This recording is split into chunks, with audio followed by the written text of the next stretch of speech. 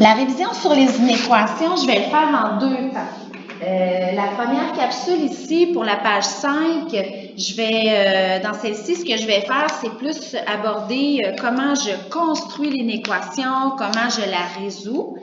Puis, dans la capsule suivante, la capsule 2, là, on va plutôt regarder comment on interprète les réponses, là, avec les fameux points noirs, points blancs, crochet ouvert, crochet fermé. Donc, ça dépend de tes besoins.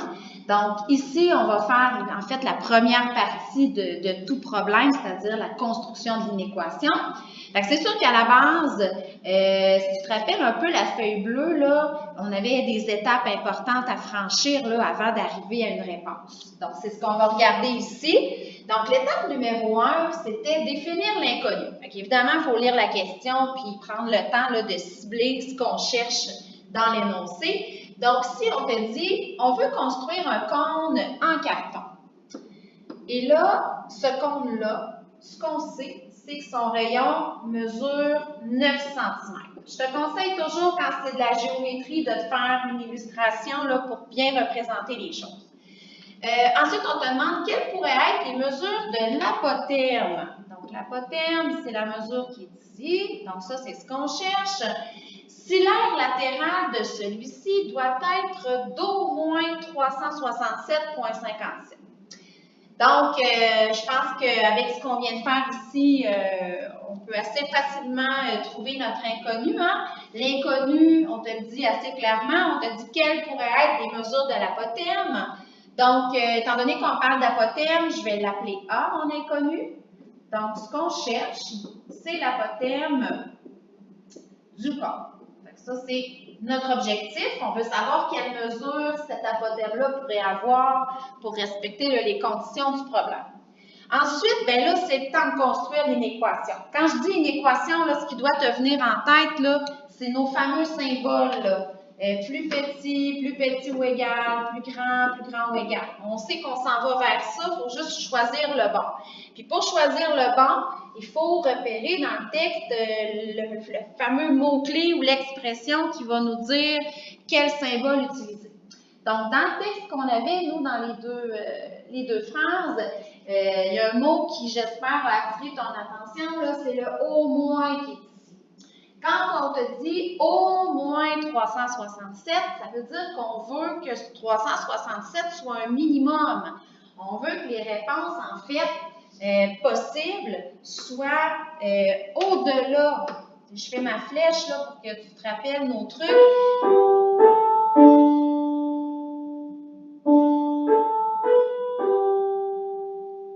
Donc, on veut que la réponse soit au-dessus de 367. Si tu t'imagines sur une droite numérique, là, ben, on s'en va vers la droite. Puis ça peut être le petit truc là, que tu peux utiliser pour savoir quel symbole utiliser. Donc, ça veut dire qu'on élimine ces deux-là. Il nous reste les deux autres. Puis quand je dis au moins, bien, au moins, ça veut dire au minimum. Ça veut dire que 367, là, ça peut être une réponse possible. Donc, le symbole que je vais conserver va être celui-ci. Donc, une fois que j'ai choisi mon symbole, puis que je sais que je m'en vais vers ça, là, après ça, bien là, il faut placer les bons éléments à gauche et à droite. Fait que je repars d'ici. On avait dit au moins. Alors là, on va aller voir de quoi on parle à droite, puis de quoi on parle à gauche pour bien placer les éléments. Donc, qu'est-ce qui est au moins? Bien, c'est sûr que le 367, on va aller le placer tout de suite. Là, lui, c'est sûr qu'il va aller à droite. Mais qu'est-ce qui vaut au moins 367?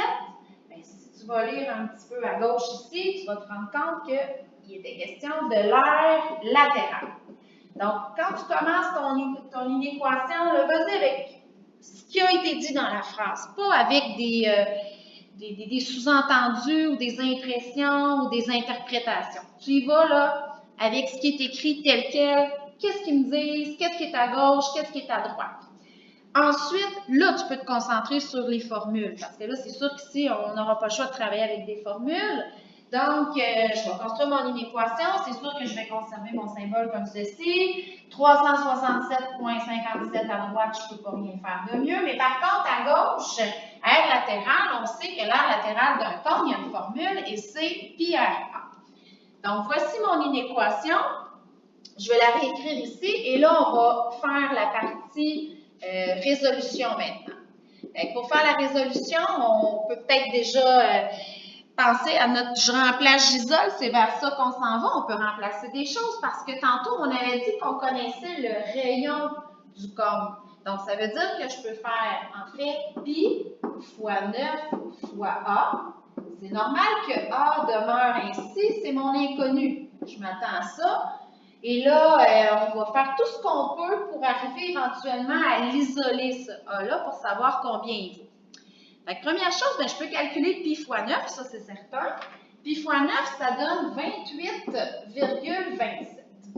Donc, mon expression va devenir 28,27A plus grand ou égal à 367,57.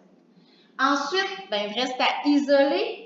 Pour isoler A, il va falloir diviser par 28,27 des deux côtés, ce qui va donner A plus grand ou égal à 13 cm.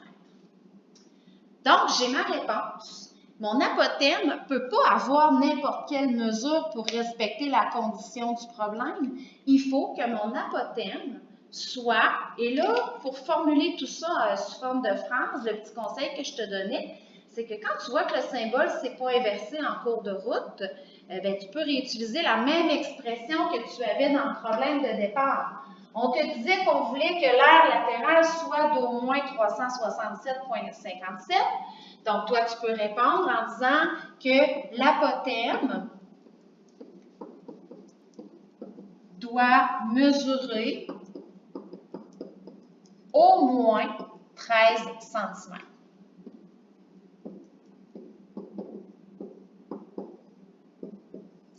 Puis, dernière petite chose, il faut se rappeler aussi, là, c'est inscrit là, comme petite remarque ici, là, juste au-dessus. N'oublie pas que quand tu fais une résolution, si jamais tu as à un moment ou à un autre à diviser ou multiplier par un nombre négatif pendant ton isolement, il ne faut pas oublier que le symbole là, va s'inverser. Ton symbole plus grand que pourrait devenir un plus petit que dans un cas comme celui-là. Ici, ce n'est pas arrivé parce que moi, quand j'ai divisé, je divisais par 28,27. Donc, mon symbole n'avait pas à s'inverser. Fait que voilà pour la partie là, construction de l'inéquation et résolution. Et dans la capsule 2, là, on va regarder plus l'interprétation à l'aide de la droite numérique, les intervalles, les extensions et tout ça.